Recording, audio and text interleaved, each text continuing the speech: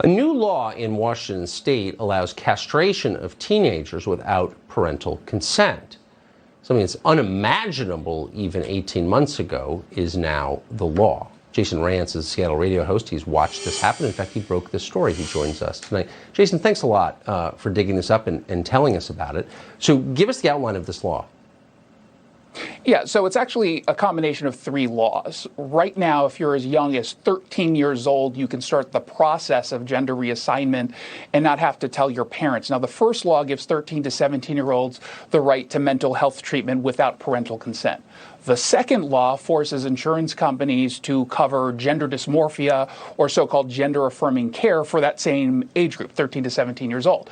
It also, however, mandates that insurance providers exclusively communicate with the teen patient, not the policyholder, who in this case would be the parent, although they still have to pay for it. But now there's this new law that went into effect 11 days ago that mandates all new health plans have to cover gender-affirming care, including cosmetic surgeries that previously were denied. So now in totality, the treatment for these kids can include everything from puberty blockers to speech therapy, but potentially, obviously, tracheal shaves, so-called top surgery where the breast tissue is removed, and then various genital surgeries. And none of this has to be approved by the parent.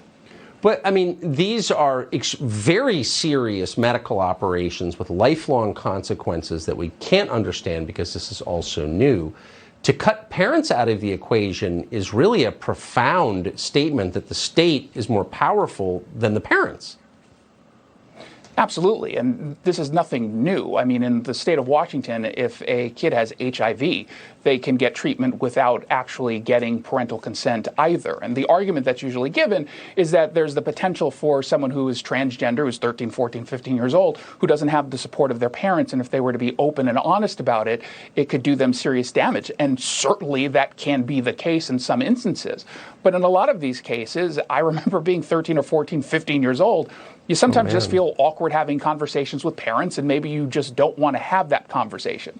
But rather than taking away an incredibly important part of a child, the support and love of a parent to have the conversation about what they're going through, which I'm very sympathetic towards, they're breaking the families up and they're not really giving them a chance. That's right. It's pretty easy to destroy families. They're doing it. They've done it for decades. But do you really want to live with the consequences of that? And we don't, Exactly. But we are. Jason Rantz, appreciate your reporting. Thank you. Thanks, Tucker. That's it for us tonight. We'll be back every weeknight, 8 p.m., the show that is the totally sincere and sworn enemy of lying, pomposity,